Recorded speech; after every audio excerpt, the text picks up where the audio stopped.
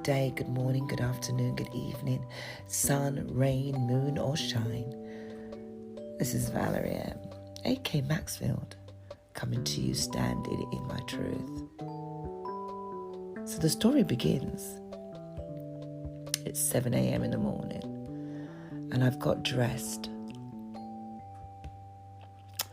And funny enough, I'd already been up from 3 a.m. What's going on? What's going on in my head? Why? Why can I not get back to sleep? I tossed, I turned, I jumped up, got a pain in my back. I go to the kitchen, I get a glass of water, and then I decide that I'm going to try and sleep before my alarm goes off. That's right, it's time to go back to work. Now,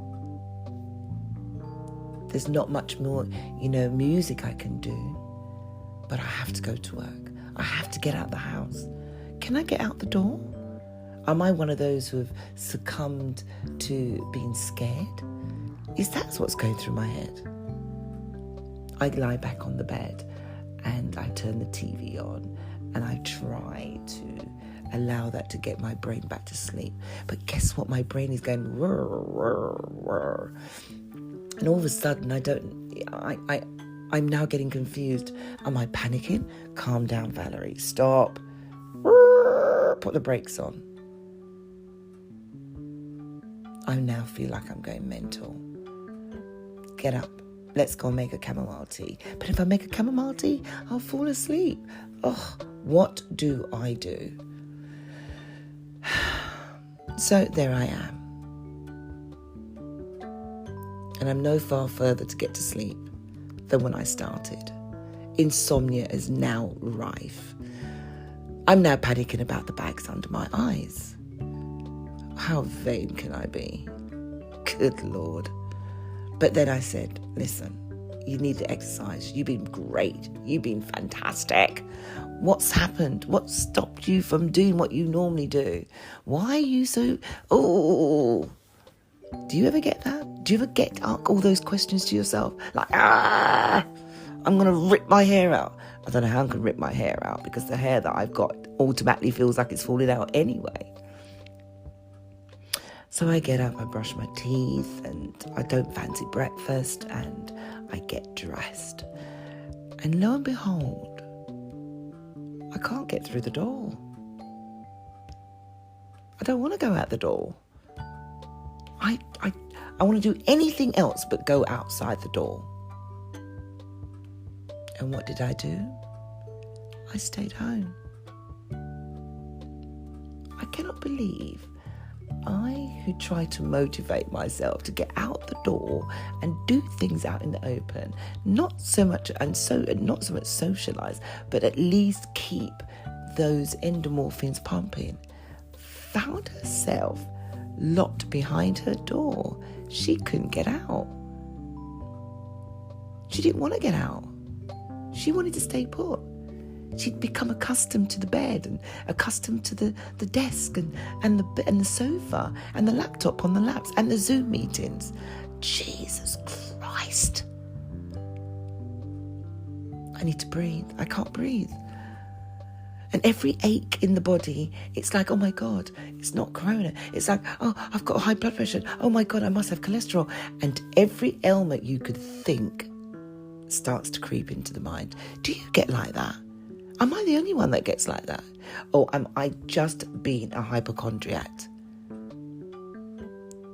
Have I? Oh, damn it. Have I started to question my mortality? Oh, God, I cannot live like this. Oh, my God. Now, if I'm saying that, and I start to walk around the house and I do a figure eight, then the phone rings and it's my dear friend and we are talking. And in between speaking, I start to choke and I start to well up. And she's like, talking to me. She's putting the world to right. And I just break down crying. What the hell is that all about? No reason. Don't understand. No, I cannot fathom for the life of me why I just broke down crying. And I'm in the middle, and I'm going, and she's like, oh my God, let it out. And I'm like, I don't know why. I don't think I need to. And she turned around and she said to me, take your advice for a change. And in between sobbing like, I've just lost my Paddington Bear or something, I found myself going, oh my God. And I don't know. I just think I thought, what am I doing? I don't know what I'm doing. And she said, no, take a bit of your own advice.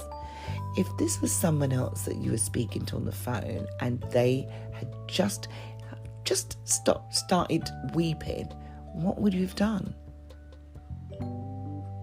And I said, well, I'd have told them to let it all out. You've allowed yourself to bottle up everything, and you've used anything you can do to utilize that time so that you don't address what's going on in your head.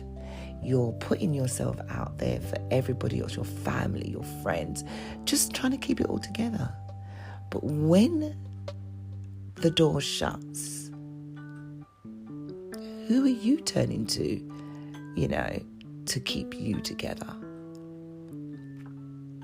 And that's my advice I'm giving to everybody. Just address it, deal with it. And for some unknown reason, it just all made sense. Because she's saying to me, that's what you'd have done with me. So why aren't you applying that to yourself? So my podcast today is to take your own advice. Don't be so quick to judge it, to throw it out there. But when those moments do hit you, take your own advice. Stand up to your truth of what's going on in your head. Now, I don't know about anybody else out there. There's so much I could talk about standing in my truth. And it made me realise that I can sit and put the world to right all day long. I could talk about relationships and debt and loans and security. I can talk about any subject if I had to. But she made me realise that I'm pretty much saying stand in my truth when in fact I haven't even begun to stand in my truth. Not at all. And I asked myself, where do I start in my truth? Now tell me this, do you not ask yourself the same question? Are there, those who are listening, do you ask yourself, what is my truth? What is it I'm doing? And so this is where I find we are now looking for guidance. We are doing the 21-day positivity challenge and we are meditating. And I think meditation is amazing.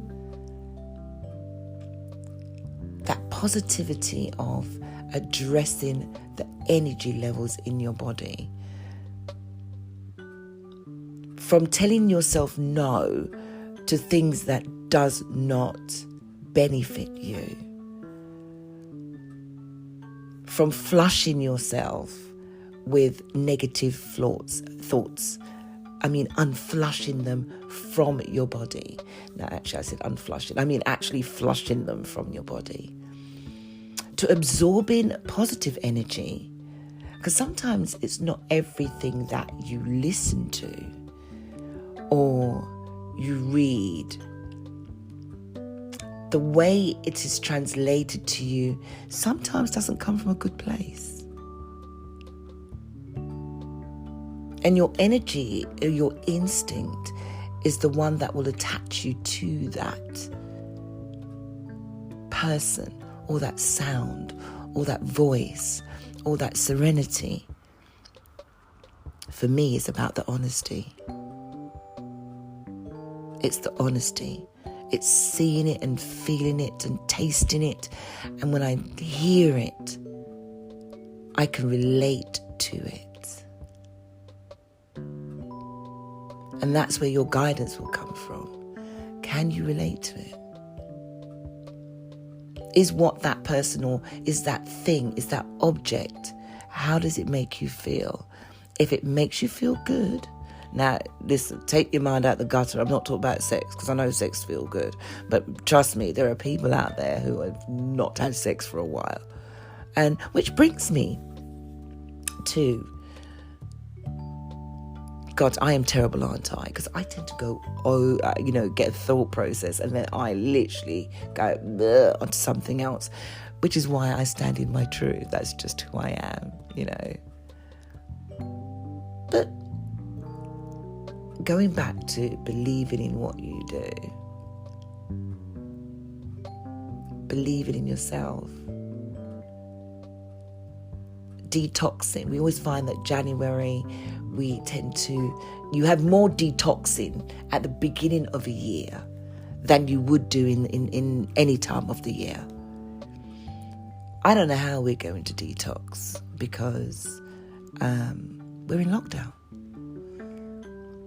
And so the food that we would never eat before, we're eating. The drinks that we would never drink before, we're drinking. I can't speak for the drug takers because I don't take drugs. And I can't put myself in that shoe, so I'm not going to give advice about that. But me being an ex-drinker, I know how easy it is to be addictive.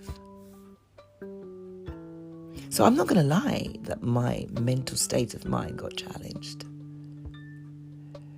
But I had to admit to myself that if I was going to continue to not be able to get out the door because I, for the first time, was worried about my safety and my fragility and my mortality, then I had to address it within myself. Because there's no point me trying to be a rock for my friends and thinking I am Gibraltar for everybody else when I cannot take my own advice. So today's podcast is take your own advice. If you're having a bad day, own it. Own it like you made that day be bad. And the next day, if you're fortunate to wake up and, your eyes are open, then that was yesterday. Today is today. And today I'm going to own today. They say no 2 days are the same, but you do get 2 days of the same. It's like going to the same job. You get up, you go out the door, you get on the same bus or you get on the same train and you trundle along and you pretty much do that with your eyes closed. It's because it becomes a process. And the reason why we are off kilter is because everything that's happening right now is taking us out of our comfort zone. Anything that stops you from liking where you are, the spot, the seat, the standing, the position, from anything that takes you away that normally makes you feel good. Anything is taking you away from your comfort zone. It's like being in a bad relationship and you damn well know that relationship is not good for you. But somehow your right hand feels really good when it's in, but your left hand is shaking because it hurts from within. It's a difficult situation to break a habit. And so we are being tested. Now, my question to everyone out there is, when you've done your 21-day challenge and you've done your 30-day positivity, what do you do with the rest of your year? Are you just cleansing for that moment? Or it's just a fad? Because I think some people do it for a fad. Do you know what a chakra is? Some people don't know what chakra is. But it because I'm saying it doesn't mean you shouldn't do it. I'm just opening up your mind to say, I need to know what I'm doing when I'm taking on all this spiritual energy. Be careful of what you wish for. When you start to look within yourself, it will open a floodgate of many different things you didn't know that bothered you. You didn't think for a million years that those little things that you'd put down will come back. And it's how are you ready to let go? So be careful of what you wish for.